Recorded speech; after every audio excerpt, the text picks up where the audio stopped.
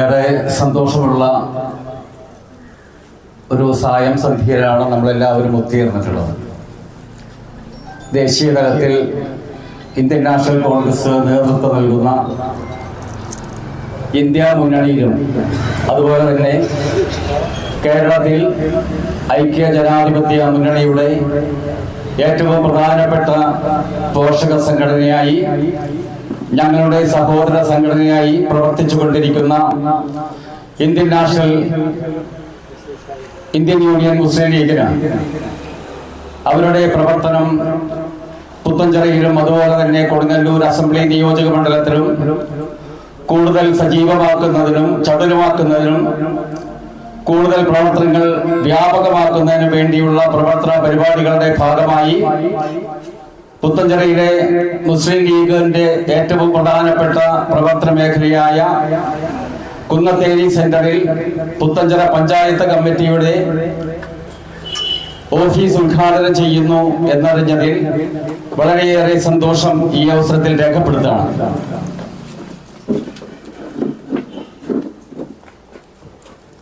നിങ്ങൾക്കെല്ലാം പ്രിയങ്കരനായ ശ്രീ CA നൗഷാദ് ഉദ്ഘാടകൻ റഷീദ് ഈ സമ്മേളനത്തിൽ എത്തിച്ചേർന്നിരിക്കുന്നു. ഔപചാരികമായി അദ്ദേഹത്തെ സംഘാടകർ സ്വാഗതം ചെയ്യും. എന്റെ വ്യക്തിപരമായ മേഖലയിലുള്ള സ്വാഗതം. വളരെയേറെ കാലത്തെ സൗഹൃദമുള്ള വ്യക്തിയാണ്. അപ്പോൾ ഞാൻ സൂചിപ്പിച്ചു വന്നത്, ഇന്ത്യൻ യൂണിയൻ മുസ്ലിം ലീഗ് ഇന്ത്യൻ നാഷണൽ കോൺഗ്രസിനെ സംബന്ധിച്ചിടത്തോളം വളരെയേറെ സൗഹാർദ്ദപരമായി അങ്ങോട്ടും ഇങ്ങോട്ടും നല്ല രീതിയിലുള്ള ബന്ധം പുലർത്തി വരുന്ന സംഘടനയാണ്. അത് ഇന്ത്യ തലത്തിലായാലും സംസ്ഥാന തലത്തിലായാലും അതിൻ്റെതായ അർഹമായ എല്ലാവിധ അംഗീകാരങ്ങളിലും അതിൻ്റെതായ കാലഘട്ടങ്ങളിൽ ഇന്ത്യൻ യൂണിയൻ മുസ്ലിം ലീഗിന് ഐക്യ ജനാധിപത്യ മുന്നണിയിൽ പ്രവർത്തിച്ചുകൊണ്ടിരിക്കെ ലഭിച്ചിട്ടുണ്ട് എന്ന് നമുക്ക് ചരിത്രം പരിശോധിച്ചാൽ മനസ്സിലാക്കാൻ സാധിക്കും. ഒരുപക്ഷെ 1977 ശേഷം ശ്രീ K. കരുണാകരൻ മുഖ്യമന്ത്രിയായി സംഘടനാപരമായ ചില നടപടികളുടെ ഭാഗമായി അദ്ദേഹത്തിന്റെ ഒരു കേസുമായി ബന്ധപ്പെട്ട് അദ്ദേഹത്തിന് രാജിവെച്ച് പുറത്തു പോകേണ്ടി വന്ന സാഹചര്യത്തിൽ ശ്രീ A. K. ആന്റണിയും അതിനുശേഷം Shri CH Muhammad Koya Indian National Congress നേതൃത്വം നൽകിയ വളരെയേറെ 111ഓളം സീറ്റ് ആ കാലഘട്ടത്തിൽ UDF കിട്ടിയ സന്ദർഭത്തിൽ ഇന്ത്യൻ യൂണിയൻ മുസ്ലിം ലീഗിന്റെ കേരളത്തിലെ സമുന്നതനായ നേതാവ് ശ്രീ CH മുഹമ്മദ് കോയ കേരളത്തിന്റെ മുഖ്യമന്ത്രിയായി UDF മുഖ്യമന്ത്രിയായി നമ്മുടെ കേരളത്തിൽ വന്നിട്ടുണ്ട്. അതുപോലെ എല്ലാ കാലഘട്ടങ്ങളിലും UDF ഏതെല്ലാം കാലഘട്ടങ്ങളിൽ ജയിച്ച് കേരളത്തിൽ അധികാര സ്ഥാനങ്ങളിലേക്ക് എത്തിയിട്ടുണ്ടോ അന്നെല്ലാം തന്നെ കോർപ്പറേഷനുകളായാലും മന്ത്രിസഭയിലായാലും MLA-മാരുടെ എണ്ണത്തിലായാലും തന്നെ അതിൻ്റെതായ പ്രാമുഖ്യം ഇന്ത്യൻ യൂണിയൻ മുസ്ലിം ലീഗിന് അവരുടെ പ്രവർത്തനത്തിന്റെ ഫലമായിട്ട് കൂടിയിട്ടാണ്. കോഴിക്കോടായാലും മലപ്പുറമായാലും തൃശ്ശൂരായാലും കൊച്ചിയിലായാലും അവിടെയൊക്കെ തന്നെ അവർക്ക് MLA-മാരുണ്ടായിട്ടുണ്ട്. അതിന്റെ ഭാഗമായിട്ട് തന്നെയാണ് അംഗീകാരം കൊടുത്തിട്ടുള്ളത്.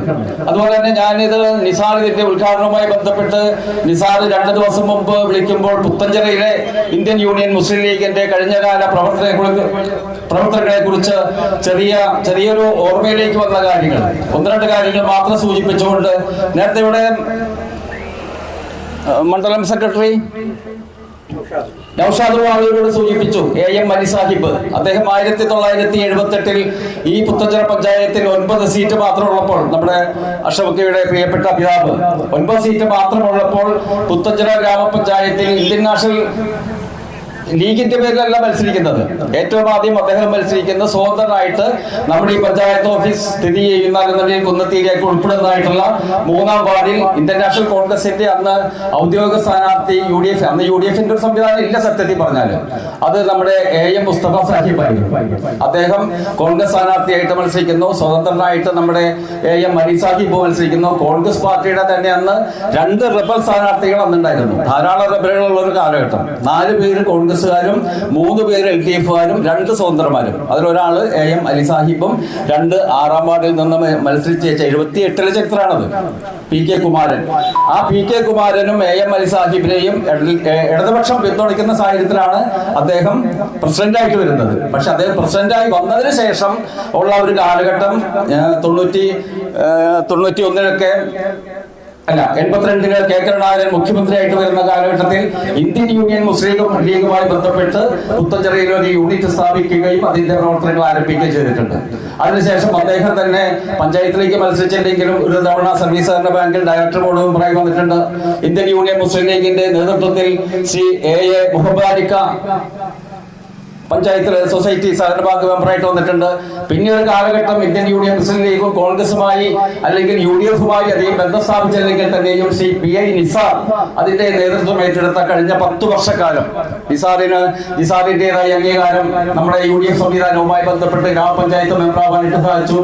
അതിനുശേഷം വനിതാ മെമ്പറായിട്ട് നമ്മുടെ പ്രിയങ്കരിയായ ഇപ്പോഴത്തെ മെമ്പർ ആമിന ആഷിഖ്. ഇനിയും നല്ലൊരു കാലഘട്ടമാണ് ഇന്ത്യൻ യൂണിയൻ മുസ്ലിം ലീഗിനെ സംബന്ധിച്ചും കോൺഗ്രസിനെ സംബന്ധിച്ചും നല്ലൊരു കെട്ടുറപ്പുള്ള സംഘടനയായിട്ട് വളർന്നു വരാനായിട്ട് സാധിക്കുന്നത്. ഇന്ത്യൻ യൂണിയൻ മുസ്ലിം ലീഗിന്റെ പുത്തഞ്ചിറ മണ്ഡലത്തിലെ പ്രവർത്തനങ്ങൾ സജീവമാക്കുന്നതിന് വേണ്ടി ഞാൻ കൂടുതൽ ദീർഘിപ്പിക്കുന്നില്ല. സജീവമാക്കുന്നതിന് വേണ്ടിയിട്ട് നല്ല രീതിയിലുള്ള പ്രവർത്തനങ്ങൾ കാഴ്ചവെക്കുന്നതിന് ഇന്ത്യൻ യൂണിയൻ മുസ്ലിം ലീഗും അതുപോലെ അവരുടെ പോഷക സംഘടനകൾ, ചെറുപ്പക്കാരുടെ സംഘടനയായാലും വനിതാ സംഘമായാലും തൊഴിലാളി സംഘടന ആയാലും അതിനൊക്കെ തന്നെ പരിപോഷിപ്പിക്കുന്നതിന് വേണ്ടി ശ്രീ നിസാറിന്റെയും അതുമായി ബന്ധപ്പെട്ട് പ്രവർത്തിക്കുന്ന ശ്രീ A. അഷ്റഫ് ഉൾപ്പെടെയുള്ള നേതാക്കന്മാരുടെ പ്രവർത്തനങ്ങൾക്ക് എല്ലാവിധ ഭാവുകങ്ങളും ആശംസകളും നേർന്നുകൊണ്ട് ഈ ഓഫീസ് ഉദ്ഘാടനത്തിന് എല്ലാവിധ അഭിനന്ദനങ്ങളും രേഖപ്പെടുത്തിക്കൊണ്ട് ഞാൻ എന്റെ വാക്കുകൾ അവസാനിപ്പിക്കുന്നു. നിങ്ങൾക്ക് നന്ദി. ജയ് കോൺഗ്രസ്.